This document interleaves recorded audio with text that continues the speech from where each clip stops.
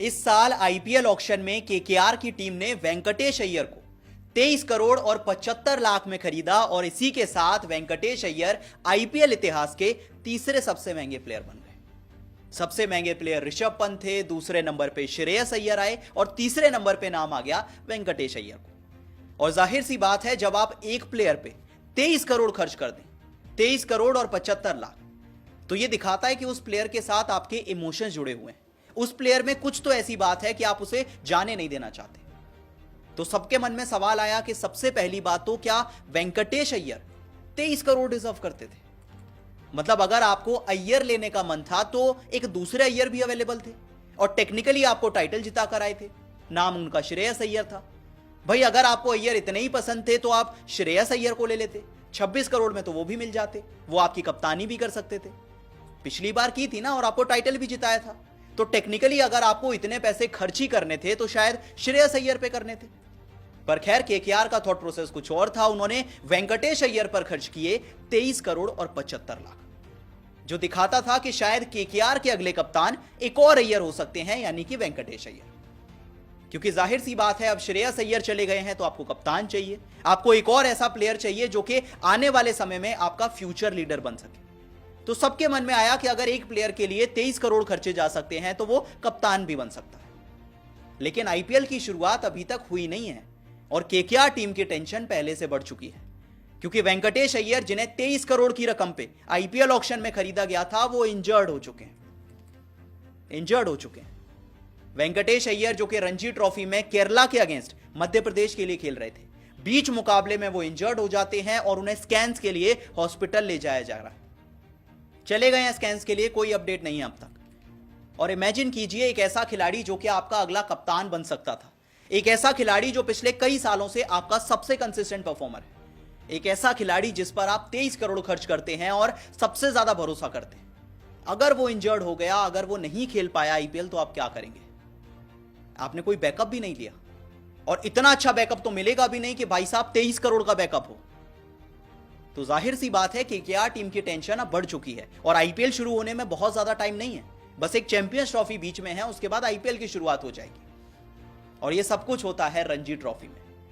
Ranji trophy का पहला round चल रहा था जहां मध्य प्रदेश की टीम केरला के सामने थी। अब वैसे इस मैच में तारीफ करनी होगी कि वेंकटेश अय्यर ने वो एक फाइटिंग स्पिरिट दिखाया। वो दिखाई बात कि क्यों उन्हें 23 करोड़ में केकेआर की टीम ने खरीदा, क्योंकि बात तो उनमें है। अब सोचिए 11:30 बज रहे थे जब मध्य प्रदेश के लिए वेंकटेश अय्यर बैटिंग करने आते हैं। शायद 2 या 3 ही रन बने थे जब उन्हें एक इंजरी हो जाती है। बैटिंग करते करते उनका जो एंकल है वो ट्विस्ट हो जाता है, एक नी इंजरी होती है और उन्हें बाहर ले जाया जाता है। उम्मीद थी कि वो बैटिंग करने आएंगे नहीं, क्योंकि सीरियस इंजरी लग रही थी। मेडिकल टीम के बहुत सारे लोग आते हैं, उनको देखते हैं और उन्हें बाहर ले जाते हैं। लेकिन मध्य प्रदेश की टीम बड़ी मुश्किल में आ जाती है, एक के बाद एक विकेट्स गिरते जाते हैं और ऐसा लगता है कि भाई साहब ये टीम तो पहली इनिंग्स में हार जाएगी। लेकिन फिर वेंकटेश अय्यर ने दिखाया कि उन्हें क्यों 23 करोड़ में खरीदा गया, क्यों उनमें वो फाइटिंग स्पिरिट है, क्यों केकेआर की टीम ने उन पे इतने ज्यादा पैसे खर्च किए। क्योंकि लगभग 3:30 बजे थे जब वेंकटेश अय्यर लंगड़ाते हुए आते हैं, एक पैर पर आकर बैटिंग करते हैं और एक कमाल की पारी खेलते हैं। वेंकटेश अय्यर आते हैं, अपनी टीम के लिए 42 रनों की एक इंपॉर्टेंट पारी खेलते हैं और कम से कम अपने बॉलर्स को इतने रन दे देते हैं कि वहां से लड़ाई की जा सके। लेकिन फाइटिंग स्पिरिट की तो तारीफ कर ली हमने, वो तो बहुत अच्छी बात है, आप आए, आपने अपनी टीम के लिए रन बनाया और वापस चले गए। पर उसके बाद गेंदबाजी करने नहीं आए वेंकटेश अय्यर। मध्य प्रदेश की टीम इस टाइम गेंदबाजी कर रही है और वेंकटेश ने गेंदबाजी नहीं की है। वो जो इंजरी है वो सीरियस भी हो सकती है, क्योंकि अब तक कोई अपडेट नहीं आया है। फिर से याद दिलाता हूं, आईपीएल की शुरुआत होने में अब ज्यादा टाइम नहीं है और वेंकटेश अय्यर वो प्लेयर हैं जो कि केकेआर के सबसे कंसिस्टेंट प्लेयर हैं। वेंकटेश अय्यर केकेआर के कप्तान भी बन सकते हैं, लेकिन अगर वो इंजर्ड हो जाते हैं, अगर वो आईपीएल मिस कर देते हैं, तो ये केकेआर के लिए एक बहुत बड़ा झटका हो सकता है। क्योंकि आप स्टैट से समझिए कि वेंकटेश अय्यर की वैल्यू क्या है केकेआर में। अब अगर आप आईपीएल प्लेऑफ्स में वेंकटेश अय्यर का रिकॉर्ड देखें तो भाई साहब 78 का एवरेज है, 78 का एवरेज है, और इकलौते ऐसे प्लेयर हैं जो कि प्लेऑफ्स के अंदर 4 लगातार 50s लगा चुके हैं। सोचिए कितने कंसिस्टेंट हैं। अगर मैं आपको उनका परफॉर्मेंस बताऊं तो आरसीबी के अगेंस्ट 2021 में 30 बॉल पे 26 बनाए थे, ये प्लेऑफ्स की बात है। 2021 में दिल्ली के अगेंस्ट 41 पे 55 बनाए थे। 2021 में चेन्नई के अगेंस्ट 32 पे 50 बनाए। एसआरएच के अगेंस्ट 2024 में 28 पे 51 बनाए। और एसआरएच के ही अगेंस्ट जब फाइनल मुकाबला 2024 का था तो 26 बॉल पे 52 बनाए थे और अपनी टीम को चैंपियन बनाया था।